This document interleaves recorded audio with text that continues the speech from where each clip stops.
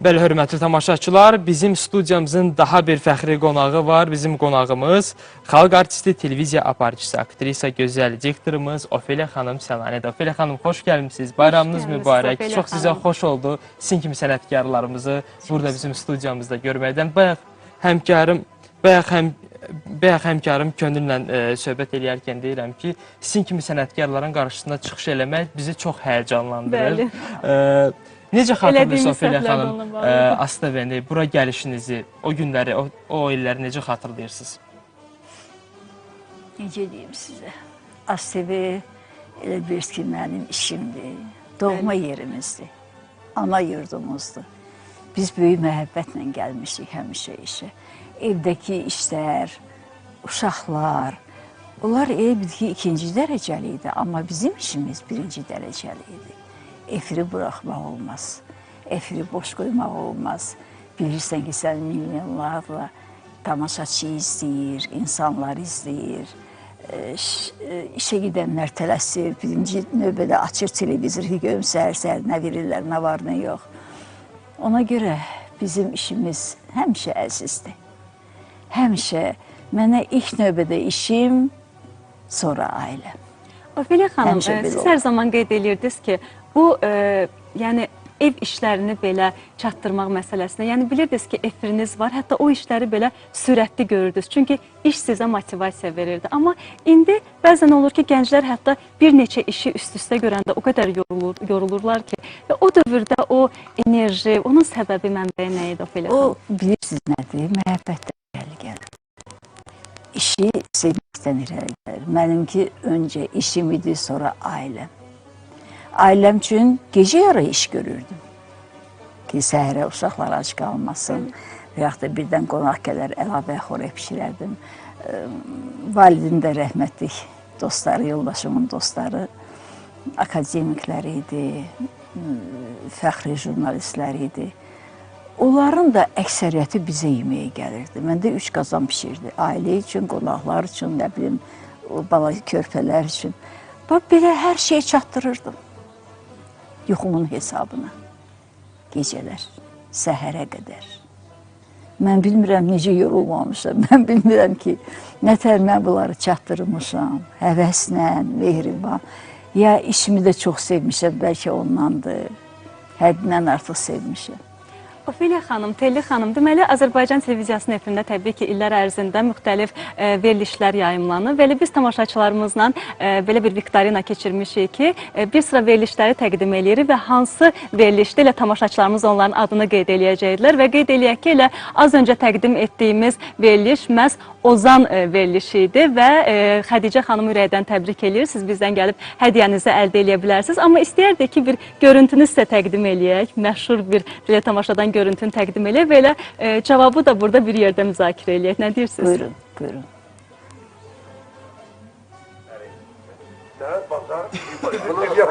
Xəzər. Təbrik edirəm. Çox sağ olun, çox sağ olun. Resenziya çıxır kitabınız haqqında? Yox hələ, kitab təzə çıxar. Fərasətli şairin kitabından qabaq gəlir onun resenziyası çıxsın. Varam ben elçiliyə, xeyri olmayan elçiliyə ayaq basmaram.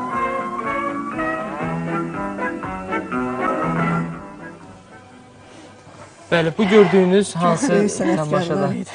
Çox böyük sənətkarlar idi. Yəni, bunlar təkcə efir üçün oynamırdılar. Onların səhnədə yaratdıqları obrazların hər biri bir qəhrəman idi. Hər biri insanın daxili aləmindən doğan bir surət idi ki, onlar oynamaq başqa bir şeydir, onu yaratmaq tamam başqa bir şeydir.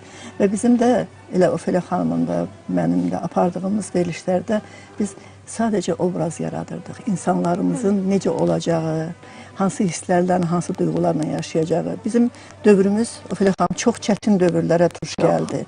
20 yanvarı biz yaşadıq. Və o illərdə gördüklərimizi, o illərdə xatırladıqlarımızı bugün inanın ki, mən xatırlamaq istəmirəm, nələr yaşadıq. Biz 20 yanvarın səhərsi günü işə gələndə o yol boyu qan gözməçələrinin içindən keçib gəlirdik. Oralara qərənfil atan insanları görürdük. Məsələn, mən şəxsən Semaş qadına xəstəxana var idi, o vaxt indi bir nömrəli şəhər xəstəxanasıdır. Məsələn, orada yaralılar arasında özlərinin övladlarını, bacılarını, qardaşlarını axtaran insanları görürdüm. Nələr çəkdik, nələr yaşadıq. İndi şükür Allaha, indi işləməyə nə var? İndi ancaq və ancaq savadlı olmaq lazımdır. Daha çox məlumatlı olmaq lazımdır. Daha çox bu xalqı, bu vətəni sevmək lazımdır. Bilirsiniz, dünyanın müxtəlif yerlərinə gedə bilərik. Müxtəlif yerlərində bizi qarşılaya bilərlər təbəssümlə filan. Amma bizi yaşadan, bizi sevən, bizi hər an qəbul eləməyə hazır olan bir tamaşaçı var. O da Azərbaycan tamaşaçısıdır. Vətəndən gözəl, vətəndən özəl heç nə yoxdur. Sən burada özünü çox belə qüdrətli hiss eləyirsən, çox qüvvətli hiss eləyirsən. Çünki bilirsən, sənin arxanda sənin vətənin var. Və bu vətəni qorumaq artıq gəncliyin borcudur. Artıq siz bizim yolumuzu davam elətdirirsinizsə, mən həmişə təlimlərimdə də deyirəm, çalışın savadlı olun. Çalışın Azərbaycan dilinin o sərf nərvini öyrənməyə cəhd eləyin. Gözəl danışın. Bilirsiniz, şablon sözləri var da, onu əzbərləyib çıxmaqla heç nə eləmək olmaz. Adamın bu ürəyi ilə beyni arasında bir məsafə var. Çox asan deyirlər, çox qısa yoldur, amma çox uzun bir yoldur. Bu uzun yolu keçmək üçün tonlarla kitablar oxumaq lazımdır. Kiloqramlarla yox, tonlarla kitab oxumaq lazımdır. Azərbaycan dilinin o incəliklərini gözəl bilmək lazımdır. Yazı qaydalarına düzgün əməl eləmək lazımdır. Və hər dəfə müsahibinizlə həm söhbət olanda çalışın ki, elə burada dərs keçimisinizə üzr istəyirəm. Çalışın ki, onun o içindəki arzunu, istəyi oxuya biləsiniz, duya biləsiniz. Elə suallar verin onlara ki, o istər-istəməz desin ki, bunlar bunu hardan bilir.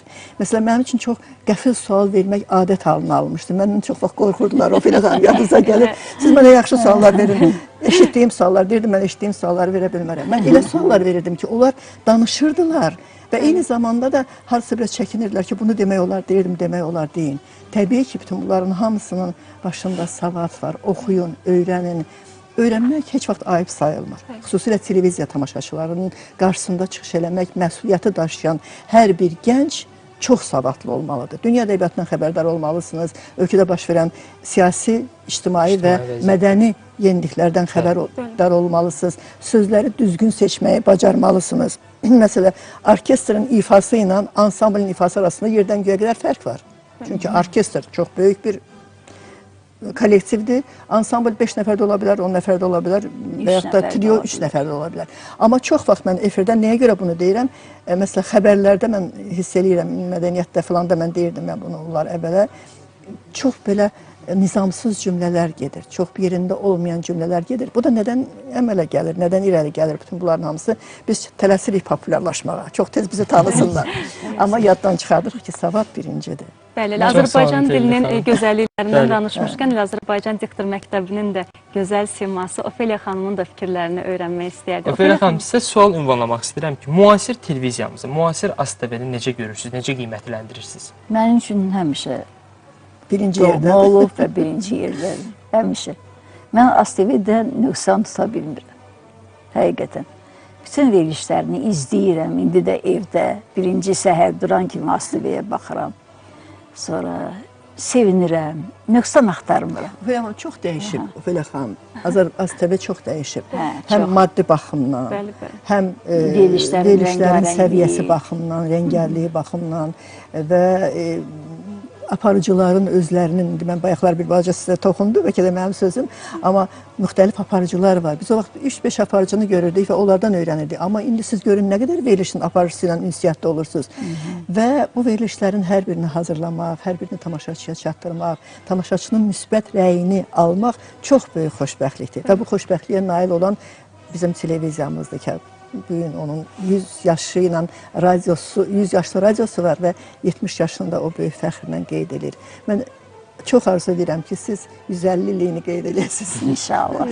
Onda siz də bizim yerimizdə eləşəcəksiniz və sizin kimi cavan uşaqların suallarına cavab verəcəksiniz. Mən bir də misal çəkim sizə. Bir dəfə Moskvadaydım.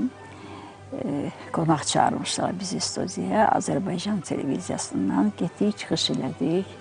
Bir dənə Sergey Mironoviç Kirov haqqında şeir dedim. Xoşlarına gəldi və dedilər ki, biz sizi evlə təmin edirik. Gəlin bizdə qalın və biz sizə radioda Azərbaycan dili öz dilinizdə verilişlər aparın və biz sizə yüksək maaş verərik. Baxdım, fikirləşdim. Dedim, mən bura dünyasında gəlmərəm. Mən öz xalqımın yanında sevinə bilirəm. Burada nə sevinim mən? Nəyə sevinim? Kimə sevinim? Ona görə qalmadım və etiraz Xanım, elədim. özlə bu televiziyanın bir qəribə cazibə qüvvəsi var. Hə, Bir bura gələn sevinir, ay sağ olun. amma gedən sevinmir. Gedən yox, sevinmir. gedən darıxır. Və bu sevgini yaşatmaq sizin öhdənizə düşür.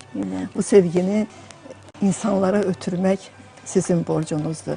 Dilimizin gözəlliyini qoruyun. İnsanlarımızı sevin. Çünki biz hər bir ailənin çağırılmamış qonağıyıq. Mən bunu həmişə təkrarlayıram və yenə deyirəm. Və bu qonaq ev yiyəsinin yanında, onun ailəsinin əhatəsində, onun qonaqlarının qarşısında mədəniyyəti ilə, savadı ilə, qabiliyyəti ilə o qədər yüksəkdə dayanmalıdır ki, hər bir insan özünü o fövqdə tarazlamağa çalışsın. Çünki dili biz yayırıq, dili biz qoruyuruq, mədəniyyəti biz təbliğ edirik. Ona görə də Azərbaycan televiziyasının hər yanda sevilməsi, belə yüksək dəyərləndirilməsi, onun hər bir efirdə görünən üzvünə olan məhəbbətin bünövrəsi məhz bunlarla bağlıdır. Mən sizin hamınızı təbrik edirəm. Çox təşəkkür Bugün ederim. zəhmət çəkmişsiniz. Bugün bizim operatorlarımız işləyir, səs rejissorlarımız var, rejissorumuz var. Bəli, televiziya bir komanda işidir. Bunu siz Bir də komanda çox daha yaxşı işidir bilirsiniz. və bizim gecəmiz, gündüzümüz yoxdur demək olar ki. Biz həmişə, hər zaman tamaşaçılar üçün işləmişik, tamaşaçılar üçün çalışmışıq və tamaşaçı sevgisini hiss eləmək, duymaq çox böyük xoşbəxtlikdir. Yenə deyirəm, bax, birazdan çıxıb gedəcəksiniz, sizi ekrandan görənlər deyəcəklər, mən bunu tanıyıram. Və bu tanınmağın arxasında da çox böyük bir məsuliyyət dayanır. Dərin minnətdarlığımızı, təşəkkürümüzü bildiririk. Bayramınız bir daha mübarək olsun. Sizin də sağ olun. Və Sizin də bugün çox bizim qonağımız olmanız xüsusilə bizi İşinizi şərəfləndirdi. sevin, həmişə sevin. Çox sağ Həqiqətən. olun Ofelia xanım, dərin təşəkkür İnanın, bildiririk. bura sevinç mənbəyidir. Bəli. Həqiqətən, bilirsiniz, burada işləyənlər hamısı həyatı sevənlərdir, xalqını sevənlərdir. Məni Moskvada saxlayırdılar. Qoymurdular qayıdın vətənə. Dedilər, biz səni götürürük. Televiziya yox, çünki aksent var. Radioda Azərbaycan verilişi açmışıq. Gəlin orada işləyin. Yüksək də maaş veririk. Dedim, mənə yüksək maaş lazımdır. Vətənim, vətənim, Mənim üçün vətənim. buranın hər yeri yaddır. Mən nətər burada işləyə bilərəm, nətər mən maaş ala bilərəm. Darıxacağım vətən üçün. Allah sizə can sağlığı versin Ofelia Bax, xanım. indi mən biraz Təşəkkür edirik. ayrılmışam televiziyadan. Bəli. İnanın, darıxıram. Necə darıxıram. Burnumun ucu gönür. Hər çıxışa gələndə sevinirəm. Gəldim. Artıq verilişimizin sonuna yaxınlaşırıq. Təşəkkür edirik gəldiyinizə görə. Bir daha bayramınız mübarək olsun deyirik. Bəli, əziz tamaşaçılar, elə bugün biz müxtəlif viktorinalar keçirdik və tamaşaçılarımızı da hədiyyəsiz buraxmadıq. Qeyd eləyək ki, əslində elə emojimizin cavabı da məşhur Bəxtiyar filmindən olan musiqidir və onu da qeyd eləyək ki, Azərbaycan televiziyasının efirində ilk yayımlanan film kimi də tarixə düşüb. Bayramınız mübarək olsun, dəyərli tamaşaçılar. Sağ olun, salamat qalın, gələn görüşlərə dək.